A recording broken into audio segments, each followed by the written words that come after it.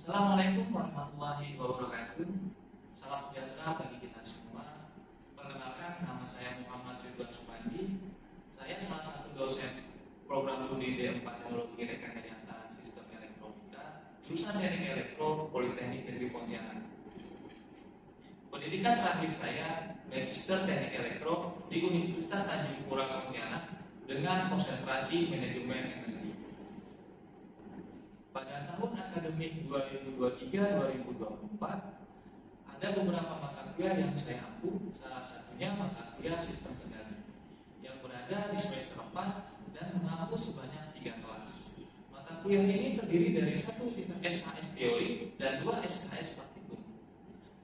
Tujuan pembuatan video ini dalam rangka pernyataan diri dosen dalam unjuk kerja Tridharma Perguruan Tinggi, khususnya di bidang pengajaran sertifikasi dosen SMART 2024. Yang akan disampaikan pada video ini meliputi: pertama, deskripsi mata kuliah; kedua, capaian pembelajaran; ketiga, materi pembelajaran; keempat, bentuk dan metode penilaian; kelima, sistem penilaian. Dimulai dengan deskripsi mata kuliah. Yang pertama, mata kuliah ini merupakan salah satu mata kuliah wajib di program studi Teknologi Rekayasa Sistem Elektronika. Kedua, materi pada mata kuliah ini disusun agar mahasiswa mudah memahami dan mengimplementasikan kemampuan dalam membangun suatu sistem otomasi. Dan terakhir, pada mata kuliah ini membahas tentang teknik kendali seperti loop terbuka, loop tertutup, dan PID, serta membahas studi kasus yang paling sering ditemui pada sistem otomasi. Adapun capaian pembelajaran mata kuliah, pertama, mahasiswa mampu menjelaskan dan merancang pemodelan sistem kendali sederhana. Kedua, mahasiswa mampu menjelaskan, membangun, dan menganalisis sistem kendali loop tertutup dan PID. Sesuai dengan LPS mata kuliah, terdapat 5 materi pembelajaran sebagai berikut. Pertama, pengantar sistem kendali dan sistem kendali loop terbuka. Kedua, model matematis sistem kendali. Ketiga, penyederhanaan diagram blok sistem kendali. Selanjutnya, aplikasi dan analisis sistem kendali loop tertutup dan pada sistem otomasi. Yang terakhir adalah aplikasi dan analisis sistem kendali PID pada sistem otomasi. Adapun bentuk pembelajaran pada mata kuliah ini dikelompokkan menjadi 2, meliputi kuliah teori dan kuliah praktikum. Kuliah teori dilakukan dengan mengkolaborasikan metode ceramah dan problem-based learning dengan memberikan contoh studi kasus supaya mahasiswa dapat memahami karakteristik dari sistem kendali. Sedangkan kuliah praktikum dilakukan dengan mengkolaborasikan metode diskusi, problem-based learning, dan project-based learning yang memberikan penekanan pada contoh proyek sistem otomasi dengan memodifikasi program sesuai dengan tipe kasus tertentu. Untuk menunjang pembelajaran pada mata kuliah ini dilibatkan penggunaan beberapa aplikasi, meliputi WhatsApp. Aplikasi ini digunakan untuk berkomunikasi, memberikan materi, tugas, dan kuis. Kemudian aplikasi Quizing. Aplikasi tersebut digunakan untuk membantu mahasiswa dalam membuat wiring diagram sistem. Microsoft Visio digunakan untuk membuat diagram blok dan flowchart sistem. Selanjutnya adalah aplikasi MATLAB. Aplikasi ini digunakan sebagai media simulasi permodelan sistem dan analisis data. Yang terakhir adalah aplikasi Arduino IDE. Aplikasi ini digunakan untuk pembuatan program yang akan diupload ke dalam sistem. Adapun sistem evaluasi pembelajaran, kami merujuk pada peraturan akademik Politeknik Negeri Pontianak. Dikarenakan metode perkuliahan terdiri dari kuliah teori dan kuliah praktikum, maka persentase penilaian teori diproporsikan sebesar 40%, terdiri dari aktivitas 4%, tugas 8%, UTS 12%, dan UAS 16%. Sedangkan untuk penilaian praktikum diproporsikan sebesar 60% yang terdiri dari aktivitas 5%, pengetahuan dan pemahaman rangkaian 15%, data praktikum 10%, analisis 20%, dan kesimpulan 10%. Berikut ini rekaman video pembelajaran di dalam kelas yang sudah diambil beberapa saat yang lalu. Assalamualaikum warahmatullahi wabarakatuh. Waalaikumsalam warahmatullahi wabarakatuh. Selamat pagi. Oke, baik. Sebelum mulai pelajaran, mari kita berdoa untuk agama dan kepercayaan kita masing-masing. Berdoa mulai. Berdoa selesai. Baik, gimana kabar hari ini? Sehat? Baik, sebelum kita mulai seperti biasa, kita absen terlebih dahulu. Oke. Bunga Citra Lestari. Hadir. Christian Ferry. Hadir, Pak. Dani Lawan. Hadir, Pak. Deborah Paulina. Hadir, Pak. Oke. Hari ini adalah minggu ke-7 teman kita. Berdasarkan dari RPS mata kuliah sistem kendali, untuk minggu ke-7 kita akan membahas terkait dengan sistem kendali loop tertutup. Nah, sistem kendali loop tertutup, di mana tujuan capaian pembelajaran pada hari ini itu adalah mahasiswa dapat menjelaskan konsep dasar mengenai sistem loop tertutup, kemudian mahasiswa juga dapat merancang dan membangun sistem kendali loop tertutup. Nah, baik. Untuk minggu pertemuan sebelumnya, itu apakah ada pertanyaan? Oh, tidak ada ya. Oke, baik. Kalau begitu kita langsung saja ke materi, yaitu sistem kendali loop tertutup. Oke. Sistem kendali loop tertutup ini adalah lanjutan daripada sistem kendali loop terbuka, di mana beberapa minggu yang lalu kita sudah mempelajari terkait sistem kendali loop terbuka. Sistemnya lebih sederhana.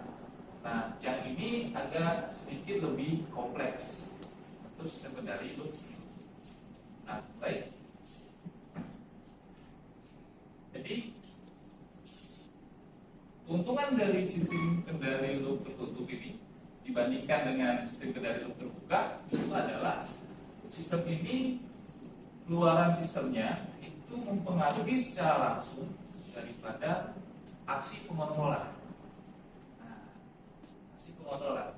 Jadi sinyalnya output itu akan diumpan balikkan kepada controller atau microcontroller. Supaya apa? Supaya dibandingkan dengan sinyal inputan yang ingin kita dapatkan. Jadi antara inputan dengan outputan yang ingin kita capai itu sama, ya, dibandingkan hasilnya. Nah, apabila terjadi selisih, maka microcontroller akan melakukan aksi pengontrolan supaya hasil outputannya tetap terjaga dan stabil. Kemudian sistemnya adalah dinamis. Dinamis di sini maksudnya adalah sistemnya itu apabila terjadi gangguan secara eksternal, nah sistem itu dapat melakukan perbaikan secara langsung tanpa harus kita melakukan kalibrasi ulang. Nah, kenapa? Karena tadi itu, karena outputannya itu, sinyal outputannya itu akan dikembalikan melalui sensor untuk dibaca oleh microcontroller supaya bisa melakukan suatu aksi untuk memperbaiki outputan yang sebelumnya itu terjadi selisih antara input dan sinyal output. Oke, kemudian kita lanjut. Kemudian di sini ada kerugiannya. Nah, di sini ada kerugiannya. Kalau sistem loop terbuka itu agak lebih murah. Nah, kalau tutup ini agak sedikit lebih mahal. Kenapa? Karena dia mempunyai komponen yang lebih banyak. Nah, jadi sistemnya agak sedikit lebih kompleks daripada sistem tutup terbuka. Kemudian dia, karena dia tadi sistemnya itu adalah mempunyai banyak komponen, ya, banyak komponen, sehingga apabila terjadi kerusakan di suatu komponen, maka akan menyebabkan komponen yang lain juga itu terjadi kerusakan. Nah, itu yang menyebabkan kadang kalau sistemnya lebih canggih, kemudian terjadi kerusakan, maka dia akan merusak juga komponen yang lain. Kira-kira di sini dapat dipahami? Oke, kita lanjut. Nah, kita bisa lihat di sini, ini diagram blok sistem kendali tertutup. Mungkin kita langsung ke studi kasus. Nah, studi kasus yang di sini saya ambil studi kasus pengisian air otomatis pada tandon air. Mengapa saya ambil studi kasus seperti ini? Itu karena kalau di Kalimantan Barat itu kan biasanya musim-musim panas panjang yang menyebabkan kadang PDAM itu tidak mengalir, ya, tidak mengalir dikarenakan karena air di Sungai Kapuas sebagai sumber dari air bersih kita nanti diolah oleh PDAM itu ada sedikit rasa asin, ya, lebih payah sedikit gitu kan. Nah, lebih payah sehingga kadang air tidak mengalir. Makanya beberapa rumah itu di tempat kita membuat sumur, ya kan, sumur bor di dekat di rumah untuk mengantisipasi misalkan PDAM tidak jalan atau tidak menggunakan air dari sumur yang akan mengisi ke toren, akan ditampung oleh toren. Baik, nah ini sistem pemipaannya. Kalau kita lihat di sini ada beberapa komponen yang nanti akan kita gunakan untuk mendeteksi. Jadi dari sumur akan menyedot air dan mengarahkan air tersebut ke dalam toren. Baik, kita lanjut. Untuk mendesain suatu sistem seperti ini, kita mencoba yang kita tentukan pertama kali adalah batasan. Nah, kita harus mengetahui batasannya dulu nih. Batasan apa? Batasan atas sama bawah. Kira-kira air yang mau kita sedot di sumur itu, yang kita sedot dari sumur itu mau tingginya berapa? Nah, batasannya berapa atasnya? Nah, kita tentukan dulu batas minimum dan batas maksimum. Kemudian di toren juga kita harus tentukan batas minimum dan batas maksimumnya berapa. Nah, kalau di sini contohnya saya buat adalah untuk batas minimum untuk sumur itu adalah 10 cm dan batas maksimum itu adalah 50 cm. Kemudian batas dari minimum di toren itu 5 cm dan batas maksimum ada di 50 cm. Selanjutnya apa yang kita lakukan? Kita akan membuat skenario nih, sistem kontrolnya mau seperti apa? Jadi kita buat skenario. Nah, ini ada 3 skenario yang saya buat. Itu yang pertama adalah jika tinggi sumur di atas batas maksimum dan tinggi air di toren itu di bawah batas maksimum, maka pompa akan on. Pompa akan on untuk mengisi dari air yang ada di sumur dipindahkan ke dalam toren. Kemudian berikutnya adalah jika tinggi air sumur di bawah batas minimum, maka pompa akan off. Mengapa? Karena kalau udah batas minimum, takutnya di bawah itu kan udah ada kotor airnya, sehingga untuk mengantisipasi itu kita harus membatasi batas minimum, supaya pompa off gitu. Jadi air yang sudah bersih di dalam toren itu tidak terkontaminasi lagi dengan air kotor. Kemudian berikutnya adalah jika air toilet itu di atas batas maksimum, maka pompa akan off. Mengapa? Karena sudah batas maksimum nih. Jangan sampai airnya meluber, ya kan? Karena kan kita pengen membuat sistemnya yang efektif dan efisien, kan seperti itu. Nah, efektif dan efisien. Kemudian apalagi yang kita butuhkan? Yang kita butuhkan adalah menentukan yang namanya komponen yang kita butuhkan. Nah, kira-kira apa saja komponen yang kita butuhkan?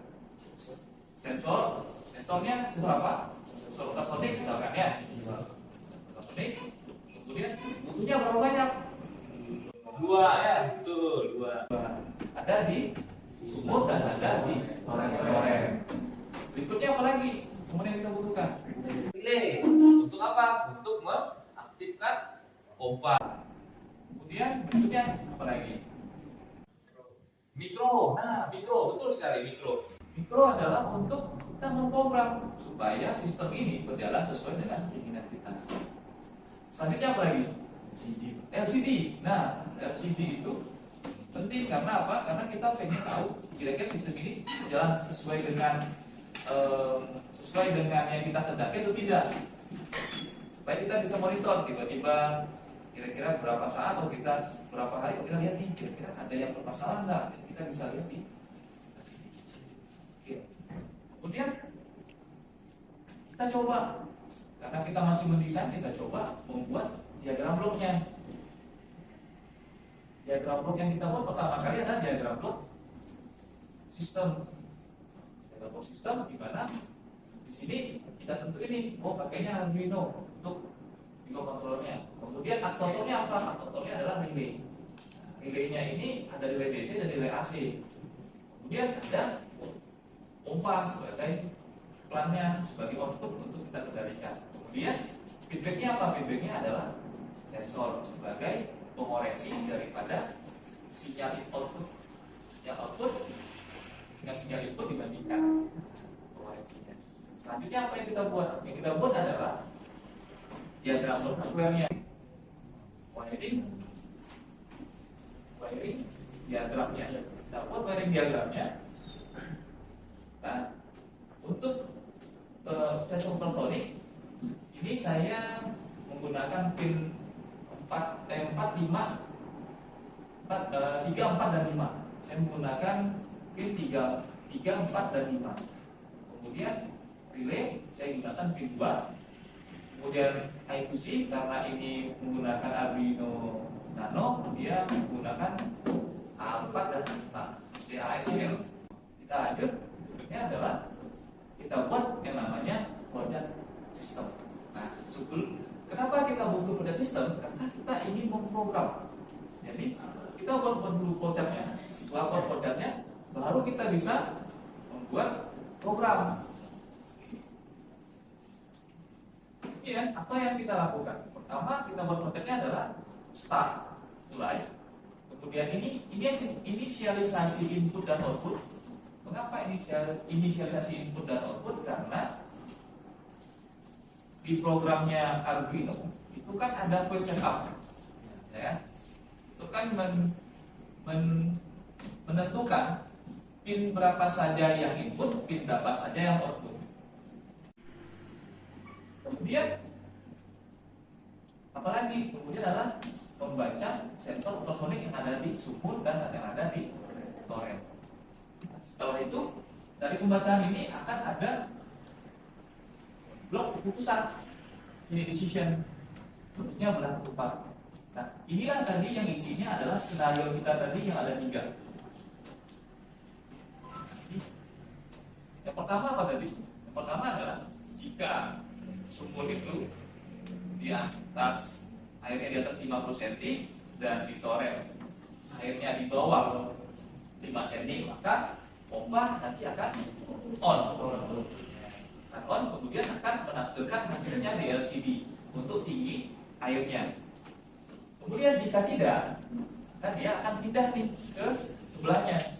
Itu adalah jika apabila tinggi airnya itu adalah di atas 50 cm di toren, berarti pompa akan off dan akan menampilkan data di LCD. Kemudian jika tidak juga, berarti akan pindah ke sebelahnya. Sebelahnya apa? Sebelahnya itu adalah apakah tinggi air sumur itu kurang dari 10 cm? Jika iya, berarti dia akan ke bawah nih, menonton pompa, baru menampilkan data di LCD. Jika tidak, maka dia akan kembali melakukan pembacaan ke sensor. Nah, setelah itu adalah finish. Lari sampai di sini. Mungkin ada pertanyaan yang ingin ditanyakan, silakan. Oke, silakan Robi. Untuk yang bagian wiring tadi Pak, Wairi. Ini silakan. saya belum ngerti Pak, kenapa sih kita harus pakai dua relay gitu kan? Apakah karena kita pakai sensor ultrasonic sama pompanya gitu Pak? Oh baik, bagus pertanyaannya. Coba saya coba jawab ya. Kenapa kita menggunakan dua relay? Itu karena output dari sinyal dari Arduino itu bentuknya adalah 5 volt. Ya, 5 volt. Kemudian kita harus menyesuaikan nih. Nah, tegangan 5 volt relaynya apa? Relaynya adalah relay kecil. Relay kecil kita butuh menjembatani antara relay besar dengan relay kecil. Karena ini 5 volt dari outputannya dari Arduino Nano, maka kita butuh relay kecil untuk men-trigger lagi ke arah relay yang lebih besar.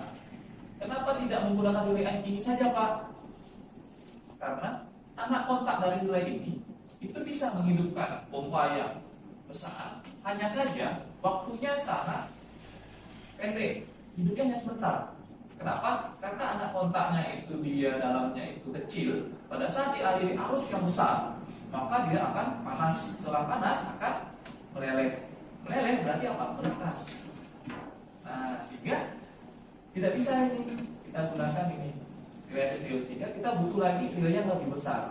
Jadi dari sinyal Arduino Nano outputnya itu masuk ke relay besar, bisa dari relay kecil. Kemudian relay kecil ini untuk men-trigger coil daripada relay yang lebih besar, supaya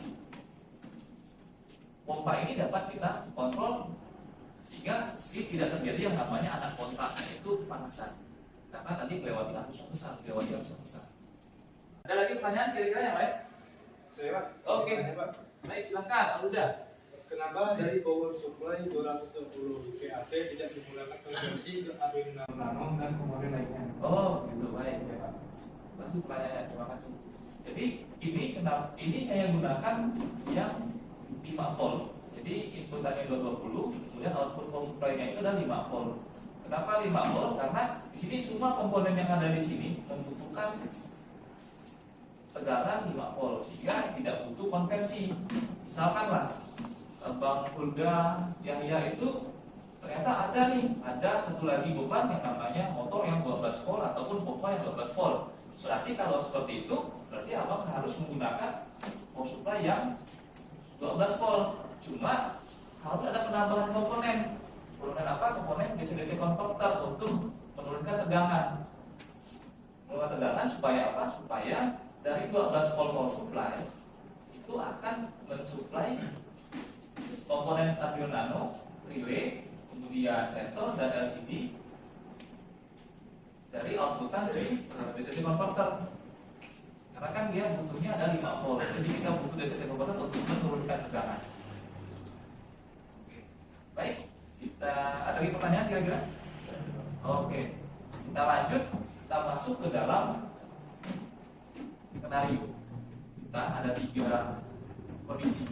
Maka kita buatlah programnya. Nah, programnya kita buat. Di sini saya tulisin if distan tinggi. Jika tinggi air sumur itu 50 dan tinggi air di dalam toilet itu kurang dari 5, maka relay akan on karena relay ini adalah aktif low. Pada relay ini ada aktif low, maka pada saat dikasih program low, maka dia akan aktif. Kalau dia logikanya dia dikasih di program dengan high, berarti relaynya adalah off. Oke. Kemudian berikutnya kita buat lagi nih. Nah, else if tinggi air toren di atas 50 cm kemudian or atau tinggi air sumur kurang dari 10 cm, maka relay akan mati, akan mati. Kita lanjut. Di sini ada program LCD. Nah, program LCD ini program konversi dari data float itu ke string, ke tulisan teks. Kita coba simulasikan. Di sini saya sudah merangkai untuk sistemnya. Kita bisa lihat di sini, jika air di dalam sumur itu di atas 50 cm dan air di dalam toren di bawah 5 cm, maka pompa akan on. Nah, apabila penuh sampai di atas 50 cm, maka pompa akan off. Kapan lagi pompa akan on? Menunggu sampai air di bawah 5 cm. Misalkan digunakan nih airnya, dia kan turun tuh.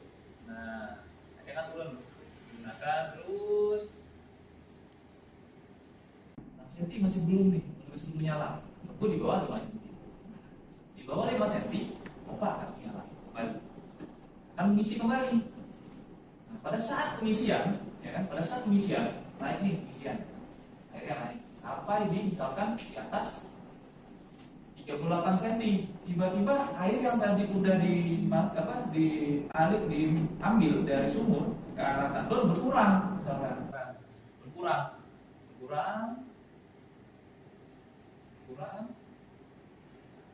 maka dia akan menunggu sampai 10 cm. Nah, pokoknya akan off setelah sampai di seperti itu sistemnya.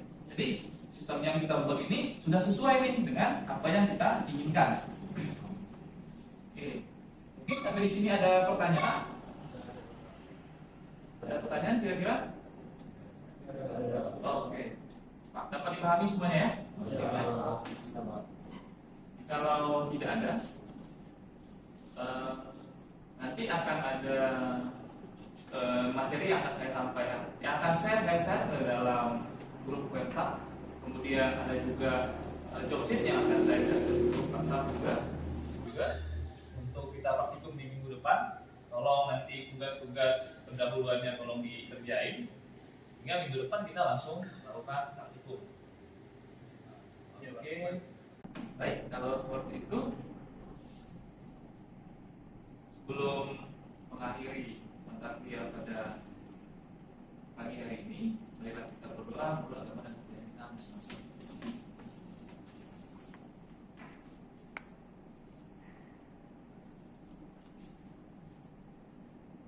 Berdoa selesai.